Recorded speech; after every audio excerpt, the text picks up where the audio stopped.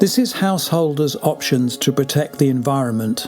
We engage with citizens and communities to help achieve better, responsible environmental protection and stewardship locally, nationally and globally. We work from and adjacent to the traditional lands of the Gayabal, Jadawa and Yugara peoples of southeast Queensland, and we acknowledge our deep respect for the inspiring protective nature stewardship carried out by First Nations communities around the world for thousands of years. Let's change things so that all of us have our housing needs met, our healthcare needs met, our food needs met. Like, what if we were all safe and stable and knew that if something happened, we would be cared for? So I would change that so that then we had the safety net to then be political beings within. So I'd remake the big state structures. I would give citizens the freedom and capacity to be able to participate as citizens in shared responsibilities. A warm welcome to Imagining 2040, Pathways to Flourishing Futures, a podcast from Hope Incorporated Australia.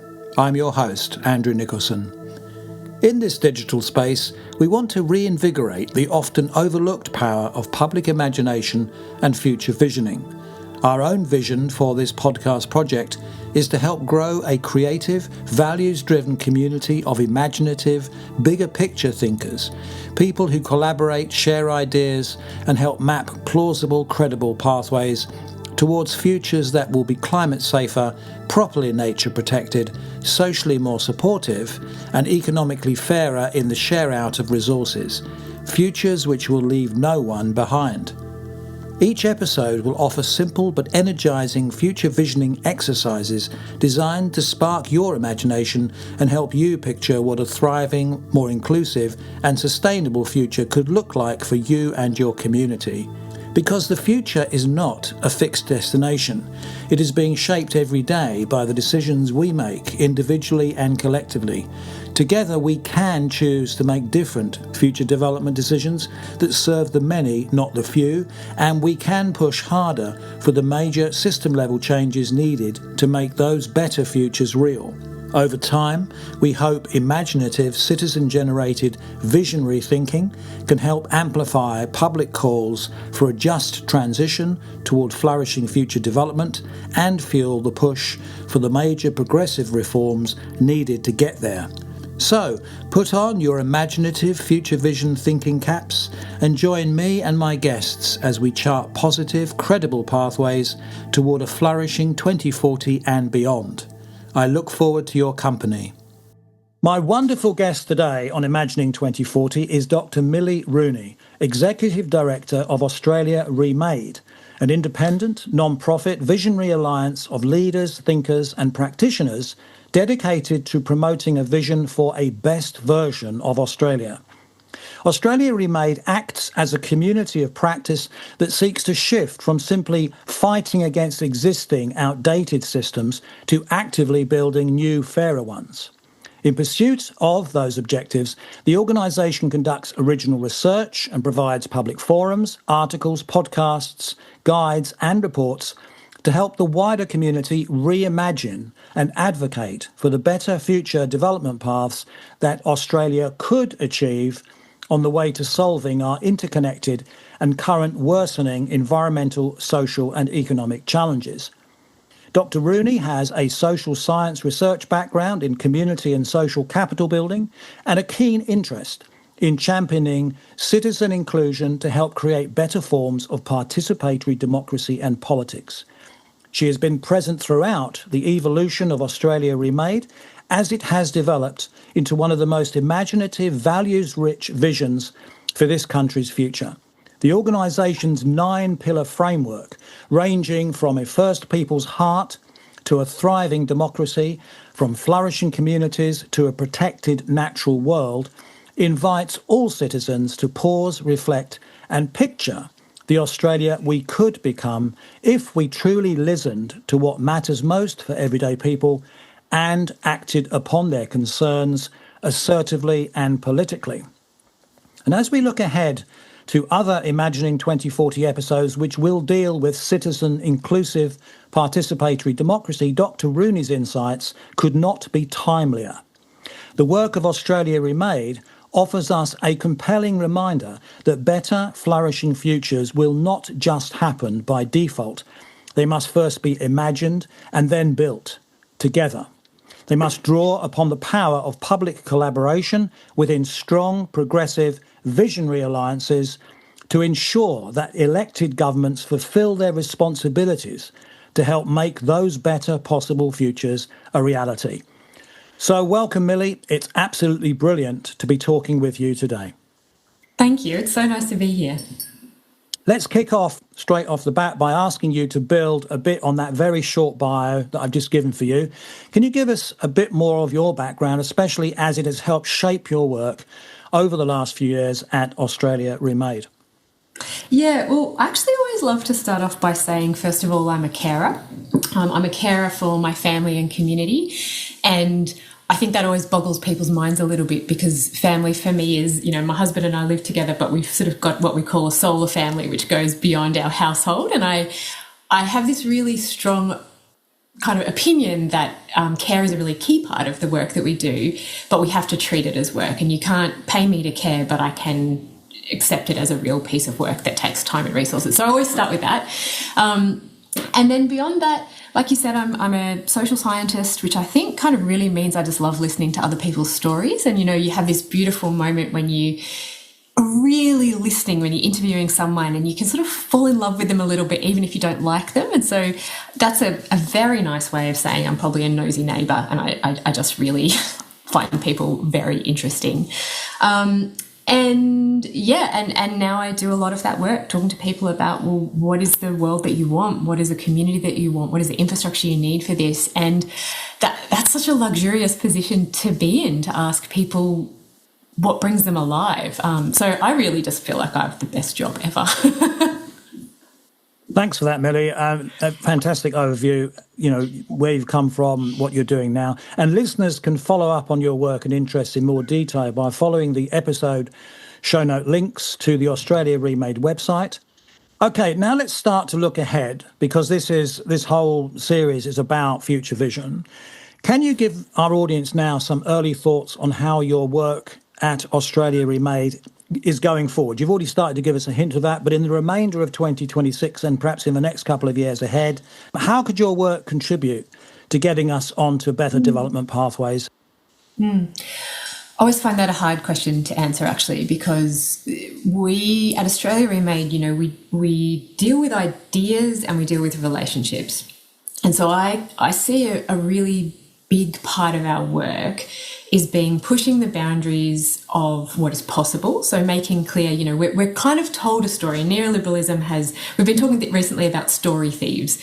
Neoliberalism has this group of baddies, mostly men with a lot of concentrated power and wealth, who it is in their best interests to slice and dice us as communities, to extract resources from the planet, to tell us that, like Margaret Thatcher said, there's no such thing as community, So to isolate us into individual pieces, to strip us of our collective power, and to say competition, not cooperation, that's just normal, right? That's just how people are. And I think a big part of our job at Australia reMADE is to say, well, hang on, that's actually a story that has been planted intentionally. There's a playbook that the extreme right and the not so extreme right have, where they literally talk about how do we divide us. It's a strategy. Steve Bannon's flood the zone in terms of creating chaos.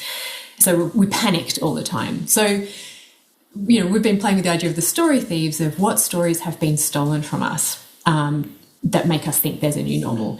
And so at Australia reMADE, I think there's two, like I said, two key pieces. There's the kind of research and the storytelling and the relationships. And so, I've spent a lot of time over the last nearly 10 years asking people, what is it you want for your community and your family? So partly it's listening and building that, like, hang on, like you said in the introduction, the 9 pillars. That wasn't us making that up. That was hundreds of conversations. That was people telling us. And, there were different ways that was expressed. Like, I learnt what a shoey was. Apparently you drink beer from a shoe when you're celebrating. I've never done that, but it's a thing. Someone else talked about drinking Chardonnay on the deck. Same thing, different receptacle, but it was about being with people they love, celebrating the good times, So I think part of the work is pulling out the stories that already exist and saying we're not as divided as we think. And then the other part of the work is looking at the infrastructure and hearing what people are saying they need. And we did some work on the public good recently around, a couple of years ago now, and people said, they wanted an infrastructure to care and be cared for, to connect to people in place and to contribute locally and nationally. And so my job is to translate that and say, hey, the neoliberal story is an intentional story. We have another story, another way of being that people are yearning to bring into existence. It's possible. So I'm using my hands here, but I really see it as making a bigger landscape of possibility and backing it up with conversation, with relationships, and then building relationships with people so that collectively we have the courage to do this work. And I run a reading group. It's a free reading group. It's online. You have to have no qualifications. You just turn up. But part of that is, I think, our contribution is we have to democratize thinking about big ideas. It's not for me to do in an ivory tower. It's for us to do. Like everyone listening, you're my colleagues, my comrades, my co-conspirators. I haven't got the right C word, but so I think part of our work is to say, those stories are false and we have better ones. We know in our hearts we have better ones. Yeah. Thanks so much. Lovely, warm, humane overview of your work and the work of, your fantastic organisation, Australia reMADE. Really, again, pointing to that ability to improve citizen democratic contribution to achieving that better, preferable future. Also, I love that analogy, metaphor of the story thieves, because in terms of future vision approaches, as I'm sure you're aware, but, the idea that there is theft from the future going on, the vested interests that you mentioned there, they have a preferred vision of their own future, but it's not the one that most of us wants to share. But, the answer is they're going and thieving the good story from the future and moulding their own, to substitute for that, a very negative, selfish, self-centered future. So, fantastic. I love that. And look, the future is now where we're going to fly on a low carbon flight, a very low carbon flight, because it's fueled with quantities of future vision imagination.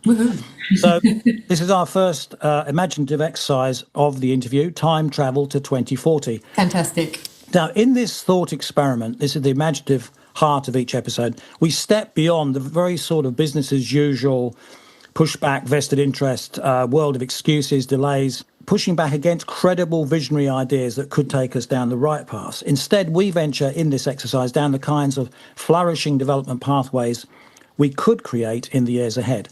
So for the listeners out there in podcast land, if you haven't yet listened to the Imagining 2040 series introduction episode, it might be worth checking it out. In that episode, amongst other things, it lays out two starkly contrasting futures available to us, the main pathways, flourishing futures or failing futures. So, Millie, imagine now that you're holding a device capable of carrying you forward into the longer-term future. You activate your device, switching on perhaps the backcasting milestone trackers, and suddenly you're in the year 2040, just under 15 years from now. You might arrive standing in one place, or you might find yourself gently hovering over the future landscape. Either way, the moment you arrive, you know instantly that this is not a business-as-usual future. It's a flourishing one. You can sense it in your body, you can see it, hear it, even taste it in the air. This is a climate-safer world, alive with thriving green bioregions, rich in nature and wildlife. These places are being protected through nature-based planning that ensures that human communities are living prosperously and respectfully alongside their more than human neighbours and well within ecological boundaries. In fact, everywhere you go in this 2040 future, you witness a form of human development that safeguards rather than damages the web of life. This is a way of life that actively strengthens the physical and mental well-being of many more people and supports the flourishing of other species as well. And as you move about, you might see something, given your particular interests in terms of your work, of the standing citizen assemblies, which are working closely with elected governments across the country, working to ensure that the citizen voice is playing a full role in helping progress a fairer, well-being-focused economy and to ensure that nobody is being left behind in this better possible future. Now, imagine if you reset your device and you've returned to 2026 ready to share a visionary time travel report with us. So, Millie, now you're back in the present, 2026. Please give us a summary from that time travel report. What did you see, hear, and feel in that flourishing 2040 future? What really stood out for you? Oh, well, first I'm recovering from my emotional reaction, which was I got there and just burst into tears because, what was extraordinary about that future is we were sharing responsibility, and I didn't have to carry it. I know many of us are carrying it, but how extraordinary to be somewhere where I'm not worried about the people I love not having enough to eat, or like that very visceral, that was the first thing that really struck me, that very visceral feeling of relief, like, oh, we did it, like we won. I just think that in itself cannot be underestimated as a powerful thing to achieve.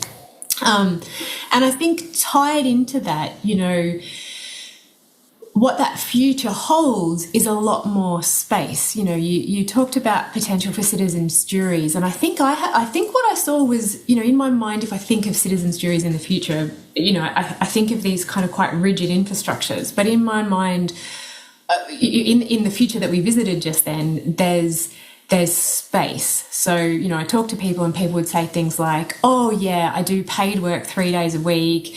And actually that means I can go to the local council meetings. And so that was a really key thing is there's capacity and space to participate, not just, no one was squeezing things in on the edges.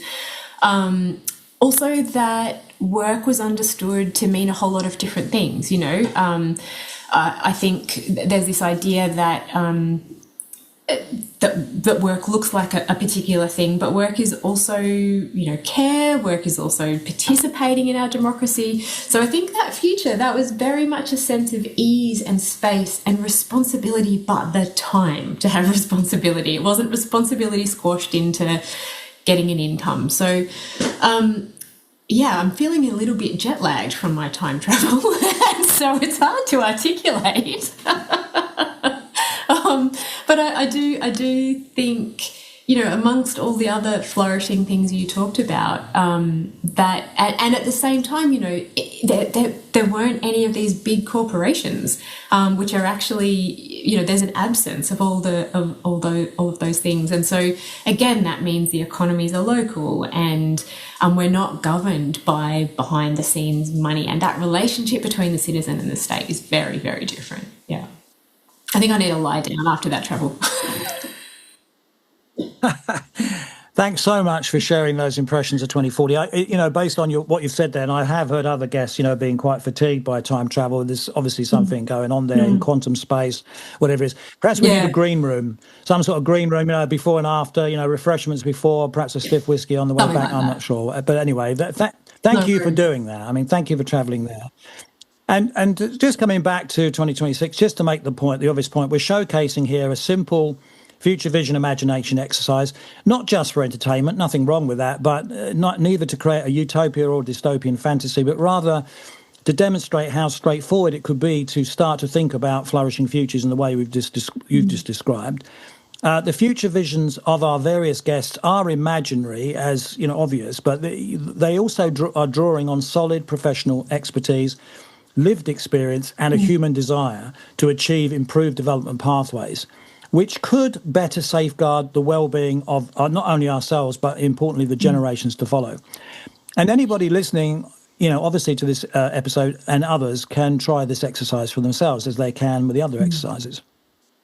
We want to share imaginative activities like this throughout the series to help explore, several intriguing questions, but this one here: what if many more people could imagine and visualize their own community-level flourishing futures?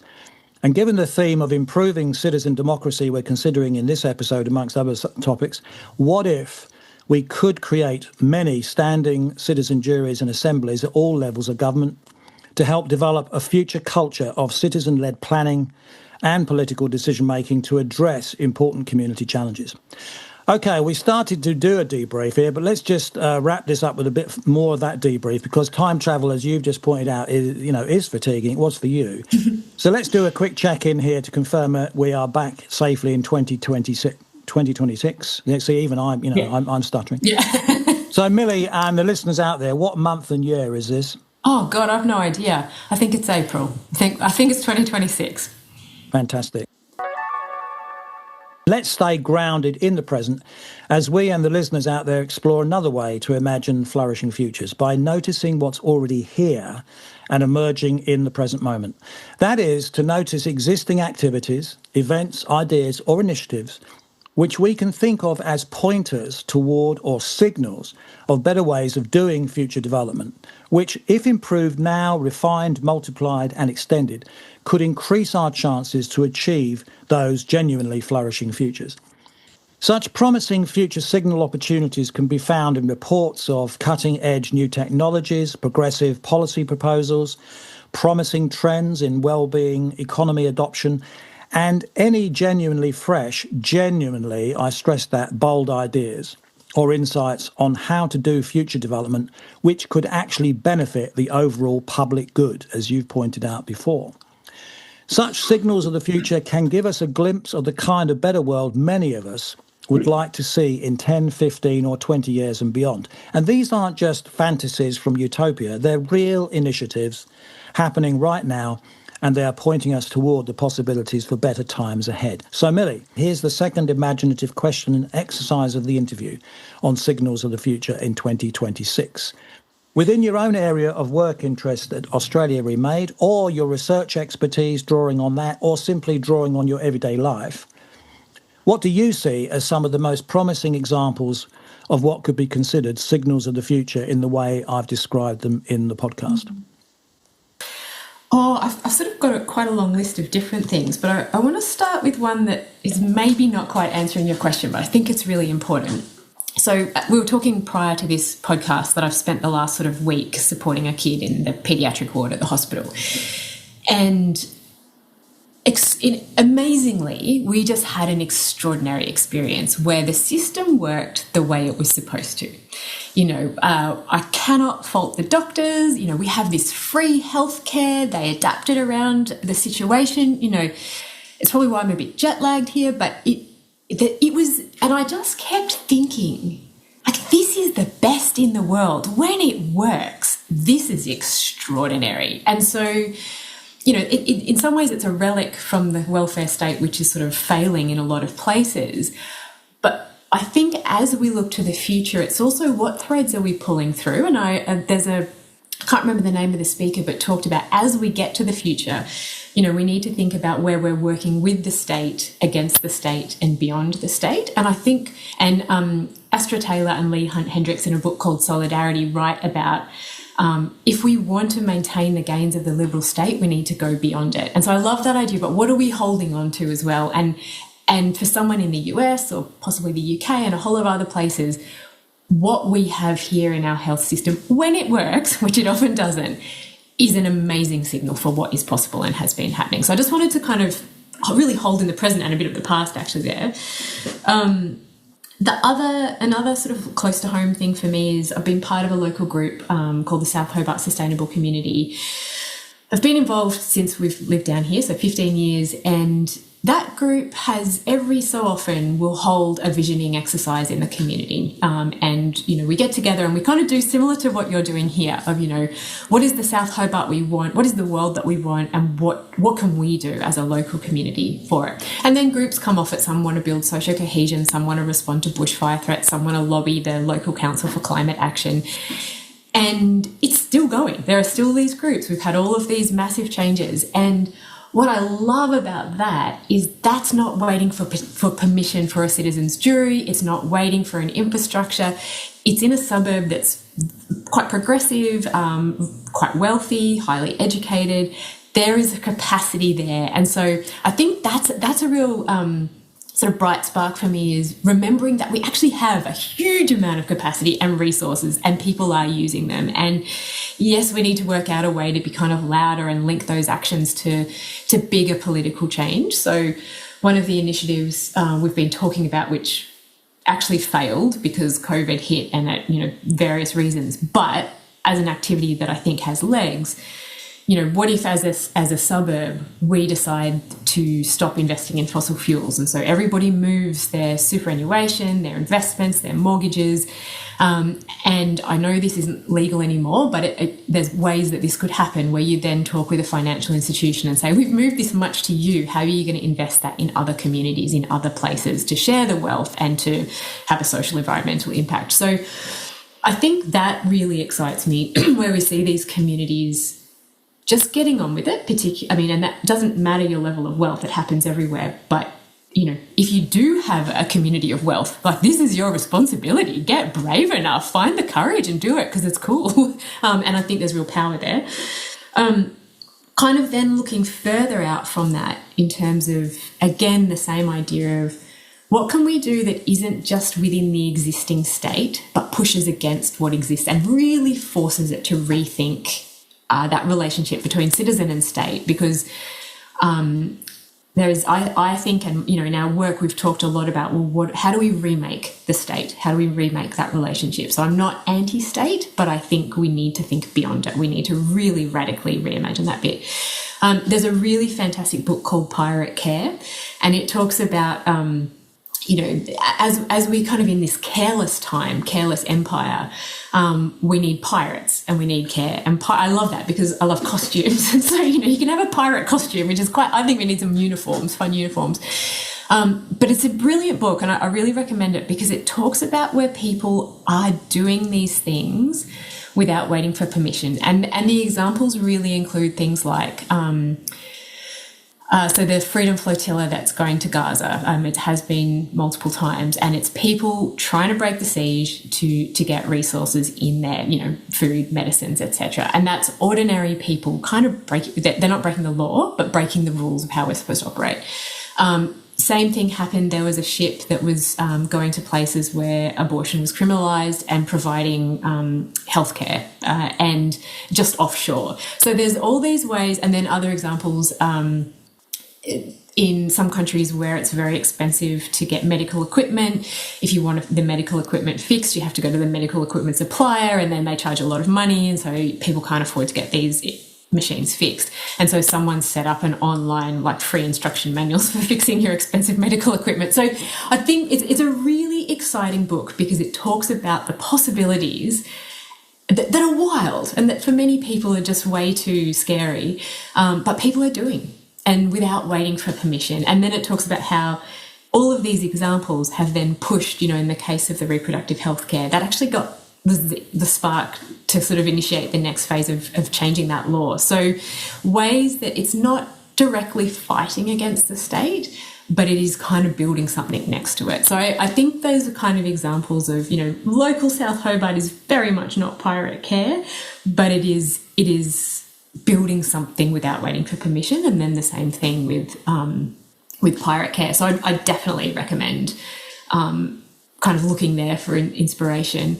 And then sort of two more quick things. One, there's another really great book called Radical Abundance, not Abundance by Ezra Klein and Derek Thompson, which I think is a dangerous book, even though it's very popular.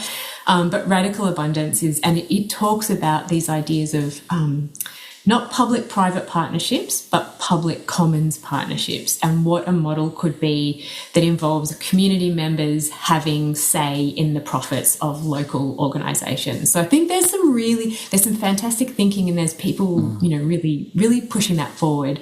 So I think the challenge there then is, of course, how do we do this together? And then, other things which I hope you have guests to really talk about the detail. But, in Wales, the Commission Future Generations Act, there's a group trying to get something going like that in Australia. And that's really trying to operate within the system, within our laws, getting legislation passed that enshrines that. So I think there's so many of those, I can't remember what you called it, sparks for the future that are in place. And I think the challenge is, how do we do it more loudly and how do we do it more publicly, so we don't, and how do we do it, going back to the story thieves, how do we do it in a way that means if you're making lasagna for someone to be able to do some pirate care or like that is political work as well. So that how do we all welcome everyone, regardless of their capacity and expertise, into this political project? I think that'll be the real key here. Yeah. Well, Millie, I mean, what a smorgasbord, what a rich sort of resources there. And the first thing, obviously, to say is that we must and we will put links to all of those books and other sort of, documentary stuff that you mentioned there in the show notes. So listeners will be able to go to those, because it sounds like there's some, obviously, brilliant visionary stuff out there in textual form as well. There's so much so many different initiatives there that could be considered signals of the future that I won't attempt to summarise that, but two things that stood out. The great value, the continued value, the heartening value of a publicly funded national health system that actually still supports the principle of free or publicly subsidised health and hospital care at the point of need and access. And the fact that it's still functioning, as you say, not perhaps perfectly, but when it does function in this country, that needs to be strengthened and supported. It's obvious, if it was same as with other countries in the world that still have that type of system.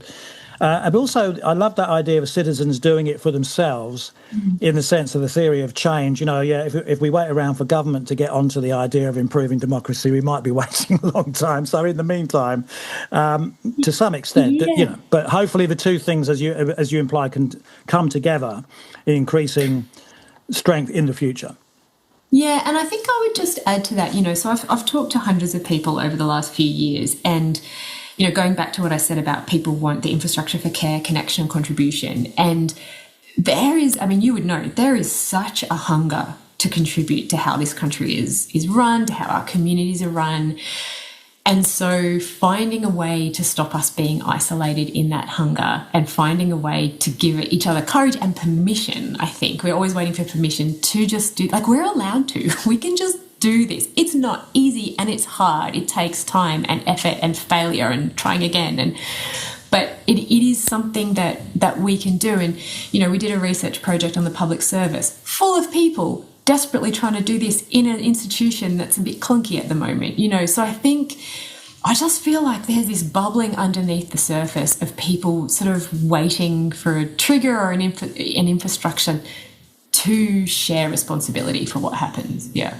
The point to be made in this segment of the interview is, again, one of those magical, semi-magical what-if questions.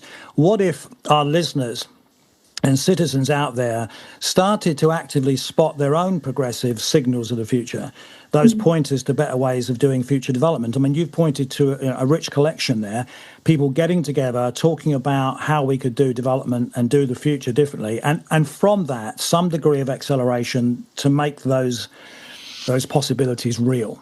So, this is fantastic, exciting stuff.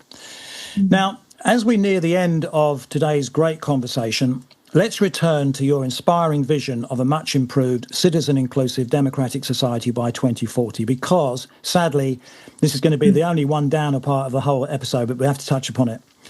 So in the so-called real world, back here in 2026, such visionary and progressive ideas are far too often dismissed as either idealistic, unrealistic, unaffordable, or even possibly un-Australian, whatever that means. And the theme of the almost inevitable pushback on visionary ideas is covered also in that same introductory episode I mentioned before. So, again, if you haven't actually listened to that, go over to the introductory episode, because you get an explanation there of how manufactured stories, disinformation and propaganda put out by vested interests often distort and even hijack the opportunities for calm, balanced, progressive and visionary discussion on the sort of future Australia a majority of us want and need.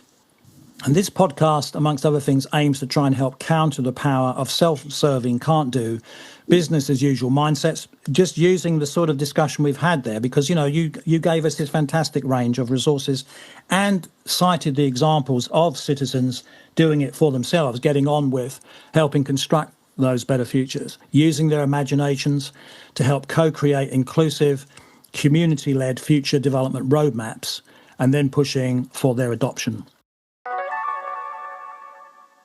So, Millie, in light of the possibilities that we've just been mentioning there to help counter vested interest spoiling tactics, however you want to phrase it, using public future vision imagination. Let's start to round off this great discussion and come to our last related imaginative question and exercise of the interview. And this one demonstrates the imaginative idea of taking unlimited, assertive actions to achieve flourishing futures. And these actions in our imagination cannot be resisted by vested interest pushback. Just think about that. So, Millie, imagine you wake up tomorrow and discover you've gained this wonderful power shared with many other imaginative allies to enact bold, well-considered and collaborative reforms that will greatly benefit our human and more than human communities. And further imagine that those reforms cannot be blocked by vested interests. So in that scenario, what are up to 3 actions you take immediately, starting yesterday, to help steer us toward becoming a country of our dreams, which, amongst other things, is climate safer, is properly nature protected, is genuinely socially inclusive, and is economically far fairer by 2040 and beyond? And most crucially, a country of our dreams, which has helped achieve those wonderful improvements in large part by regenerating its democracy, politics and forms of government, a country which shares the responsibility for its governance with its citizens in authentic, measurable ways, a country which by 2040 is well on the way to achieving the democratic ideal of government of the people, by the people, for the people. So fire away, Millie. What are your assertive actions? I mean, what a question. And I'm glad you've limited me to 3. Look, really big picture, at Australia reMADE we have 3 things. One of those is to remake the state. So if I was suddenly made boss of the universe with a bunch of other great people to share the responsibility, I'd remake the state. I would make it much less about coercive power and control and much more about what does a relationship of trust look like, where power at the local level is in local hands, but where there's a big picture vision for dealing with those. We live in a world where we actually have to think at a big picture level to deal with climate change, health issues, all of those things. So I would remake that relationship between citizen and state.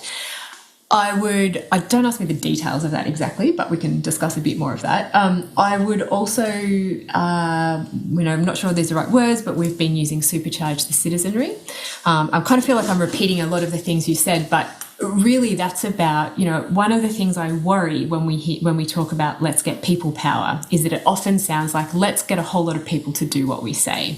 And so if I could change things, I would say let's change things so that all of us have our housing needs met, our healthcare needs met, our food needs met. Like, what if we were all safe and stable and knew that if something happened, we would be cared for? So I would change that so that then we had the safety net to then be political beings within. So I'd remake the big state structures.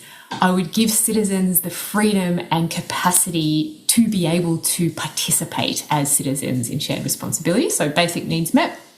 And then the other thing we talk about is rebalancing money and power, because we know right now that this concentrated money, this concentrated power, our elections, they're not exactly bought, but money talks behind the scenes. If money wasn't involved, we would have action on climate change. If money wasn't involved, there's so many other things. If privatisation wasn't, people weren't making huge profits off pretty crappy care, So I would get money. I'm not sure whether I would sort of say a cap on wealth. I'd probably have a floor and a ceiling on wealth. I'm not really sure, but I would really get rid of the power that concentrated wealth holds. So that's really, really top level kind of response. Yeah. Fantastic. Amazing, inspiring ideas, Millie. Once again, so energising to hear future vision imagination pointing us towards possible actions to achieve better can-do futures, as opposed to hearing a long list of gutless business as usual reasons why we can't do future development in genuinely progressive ways. And now, it's too expensive, it's just unrealistic, all the usual, sort of litany of excuses. Lovely stuff. Now for one last question for you, Millie, in this marvellous interview, as we come up to the very end.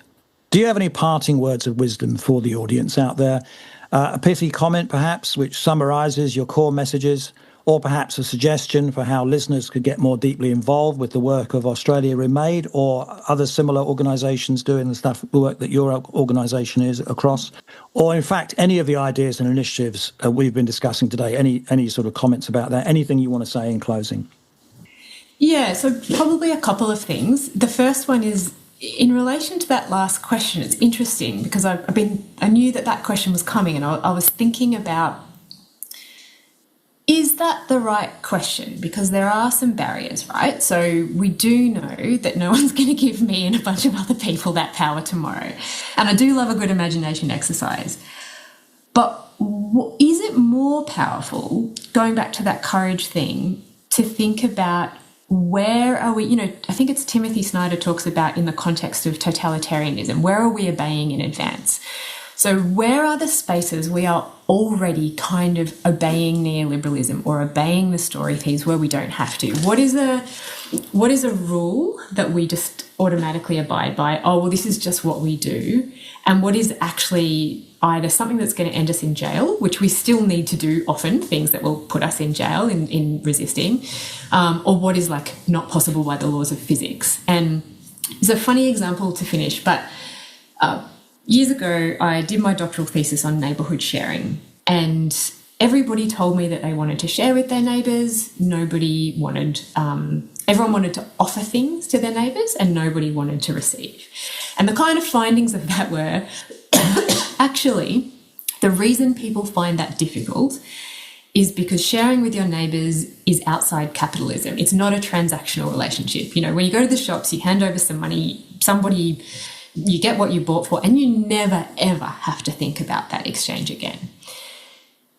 In the context of borrowing a lawnmower or a wheelbarrow or a cup of sugar off your neighbour, you borrow that and you don't give anything in return, and you leave open a relationship of obligation. And it turns out that that's actually quite hard to do. It's quite hard to put yourself in that vulnerable position to ask for a cup of sugar, because we don't like asking for things. But it's just made up. It's just a social norm that we can break. And so much of what has to happen is we have to live our lives in different ways. I think a lot about care, and there's some great work around ideas of promiscuous care. What does it look like to care beyond the boundaries of the nuclear family? My experience of doing that is that I'm often told, oh, I think you care too much, maybe step back. And I think, can you ever care too much for another kid? Is that possible? So where can we just say, no, I'm withdrawing consent from this system and I'm building something else? And that's, I think, both something to do in our own heads and something to do together. So I think that's probably one thing I would say is we don't even have to wait to be given power, we don't even have to imagine we have power. We actually have it and we can act on it. In terms of getting involved with Australia reMADE, send me an email. I will always reply, and this is work we have to do together. If you are listening and you are interested, like I said before, we are colleagues, we are comrades, we are whatever word you want to say, and this is something we are doing together. Come along to the reading group, get in touch, all of those things. Read our reports and apply them. There's some really practical things in there. And then I guess to finish on, I've been thinking about the world as it is, and there's some pretty terrifying things going on. As we're speaking, there's fear of nuclear war. There's, it's all quite horrifying.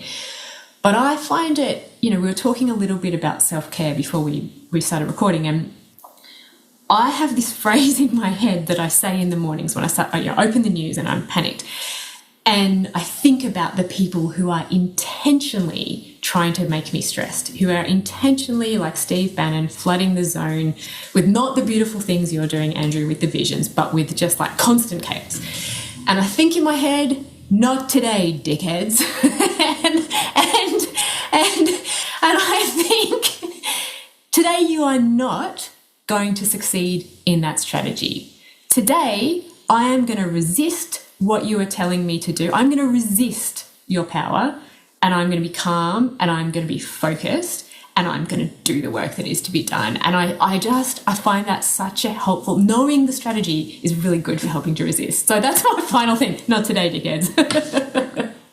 Well, I can't top that. I mean, I was laughing uproariously. I was on mute, so to stop, interrupting the thing. But I was laughing uproariously at that. And God knows we need a few laughs, don't we? As you imply there. Yeah.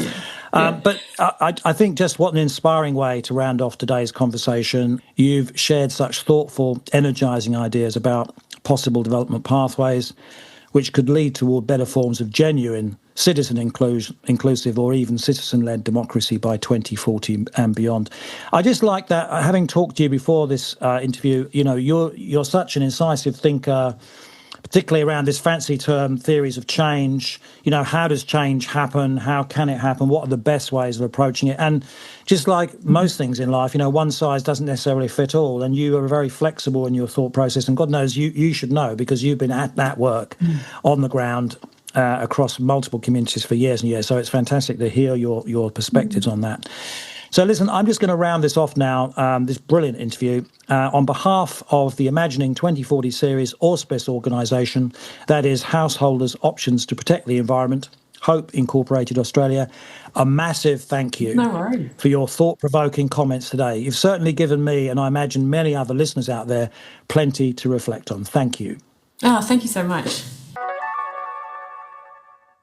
That was a great conversation with Millie Rooney. One of the things she reflected for me was a principle that is embedded across this podcast series, that everything is connected to everything else. That means that our economic and political activities are closely connected to the social and environmental quality of our lives.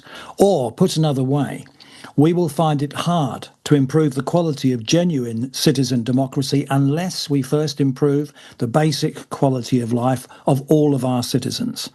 And we could achieve that by moving away from an economy based primarily on buying and selling towards an economy based primarily on caregiving, toward developing a social, political and economic culture of care as the bedrock of our societies.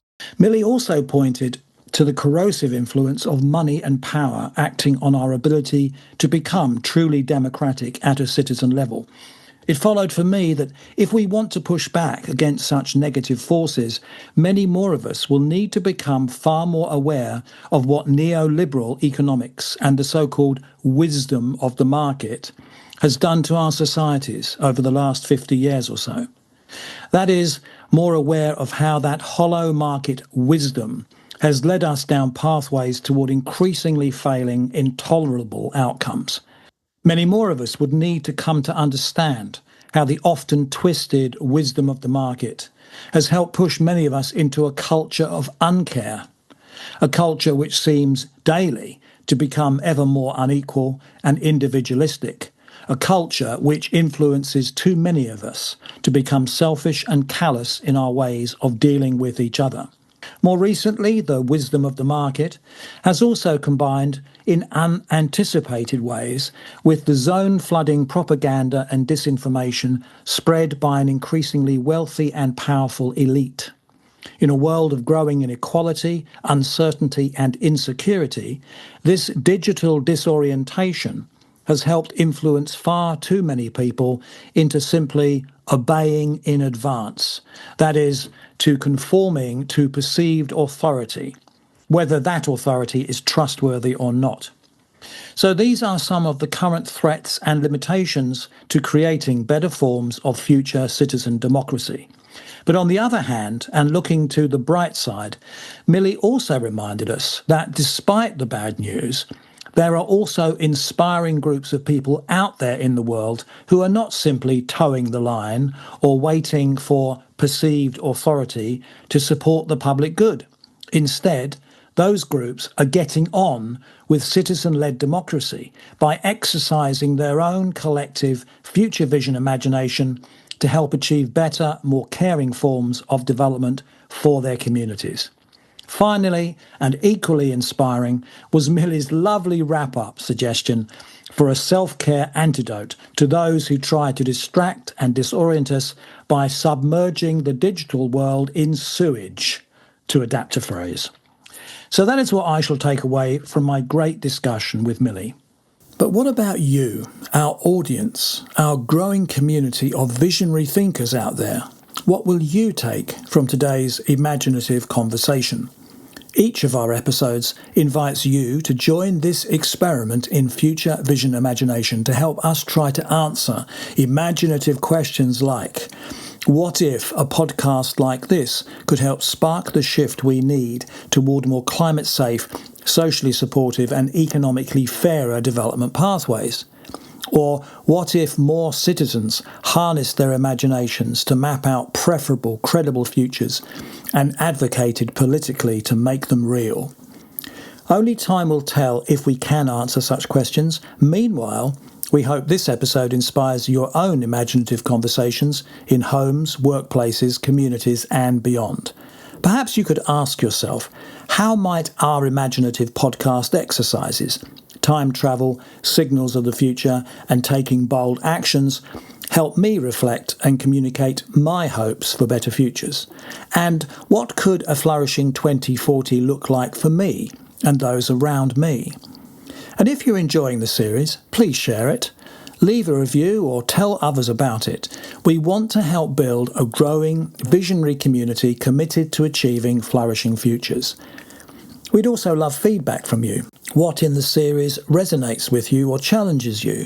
Leave comments on the podcast platforms or send your thoughts via email, social media or voice message. Details in the show notes and on the Householders Options to Protect the Environment website. Suggestions for future guests, topics or show format improvements are also always welcome. We want this podcast to be a collaborative journey and your input could help shape what comes next. So, until next time, keep your future vision imaginations alive, keep wearing your flourishing futures hats, and keep sharing ideas about how, together, we can reimagine better development pathways toward flourishing 2040s and beyond. My name is Andrew Nicholson, host of Imagining 2040, and thanks so much for listening.